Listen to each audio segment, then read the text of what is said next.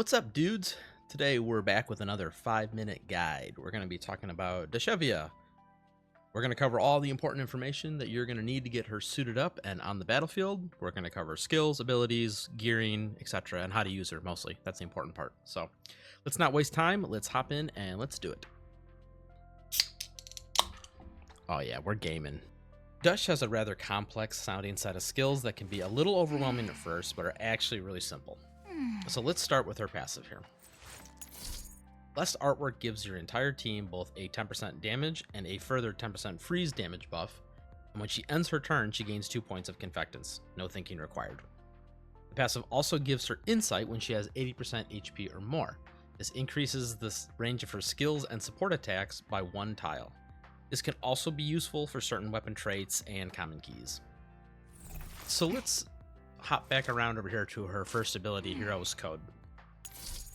This ability is a single target skill that just does 110% damage to the enemy, but as you accumulate kills throughout the battlefield from enemies afflicted with freeze debuffs, yes, I know the skill description's kind of wrong here. It's if anybody on the team gets a kill, not just her. She'll gain a stack of Ice's Grace.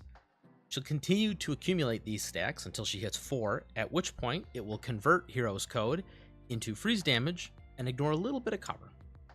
Her next skill is Marzana's Sanction. Marzana's Sanction is an AoE attack that leaves behind frost tiles and makes the next use of the ability even stronger. These frost tiles do inflict frost weakness on enemies standing on them, which is great for units like Macchiato. If you have full Confection Index, you will also get to use the ability again right away, which, as you're going to see in the gameplay section, occurs very naturally throughout the fight. The enhanced version of the skill does a little more damage and also applies Frigid to the target as well, which prevents them from moving. Finally, her ult, Book of Prophecy, grants all allies in range a damage amp on their next attack and also causes it to apply Frozen. It will also give Dush a self buff called Glacial Domain that lets her perform follow-up support attacks and gain extra confectants if she is at 0, which once again will make a lot more sense in the gameplay section. So next, let's talk about her fixed keys. So the 3 fixed keys that you're going to use in the majority of situations are Magical Support, Courageous Claymore, and Adventurer's Will. Adventurer's Will just gives her first ability, Hero's Code, a little bit of extra freeze damage when it's in its enhanced state, and does a little bit of extra stability damage as well. The second key, Courageous Claymore, when using Marzana's Sanction, you will also apply a defense down debuff to the target if you manage to time it so that it breaks their stability. Not super important, but a very nice ability to have if you can time it correctly. And Magical Support, this one has a lot of words, but what this ability essentially does is that when you use Marzana's Sanction, if the target is standing on a frost tile, it will cleanse the frost tile from underneath them, remove a buff from the target, and grant her a stack of Ice's Grace for each target that she did this to. Now keep in mind, this does remove the frost tile underneath them, so if they have implanted frost weakness from the tile, they will lose the implanted frost weakness. Finally, we're going to go over her weapon and weapon attachments very quickly. She's not a primary damage dealer, so these aren't going to be a big focus on her, but her custom weapon is obviously the best since it also buffs the team's damage, which is rather unique, but other than that, any of the 5 stars will work just fine. Same for the 4 stars, they're all equally good on her. For attachments, you want to go with Phase Strike as the set bonus because she does have a mixed damage profile. Her follow-up attacks are physical and the rest of her skills are frost damage, so you'll probably have some left over for those as well.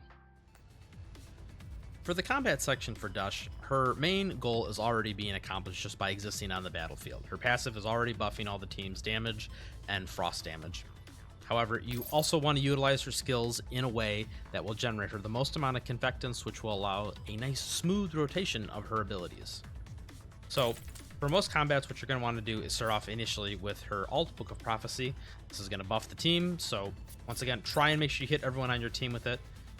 But mostly it'll put her to 6 confectants points, which is important. But now that she is at 6 confectants, this allows her to use Marzana's Sanction twice, and then just start chucking away.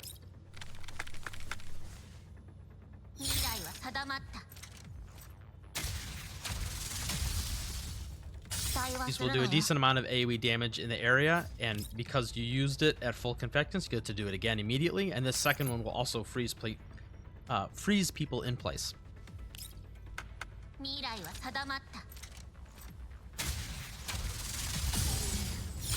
Now, after another turn of your teammates attacking enemies and getting kills, you're probably going to have 4 stacks of Ice's Grace, at which point you can come up, use her first ability, Hero's Code, and chunk somebody for a pretty sizable amount of frost damage.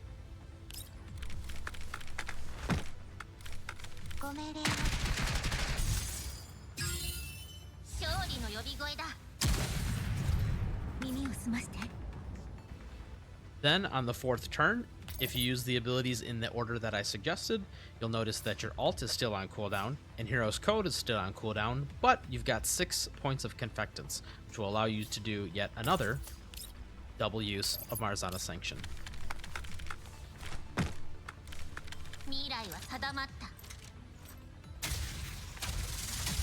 At this point in her skill rotation, she will reset, and will start over at the beginning, starting with her ult, followed by Marzana Sanction once again.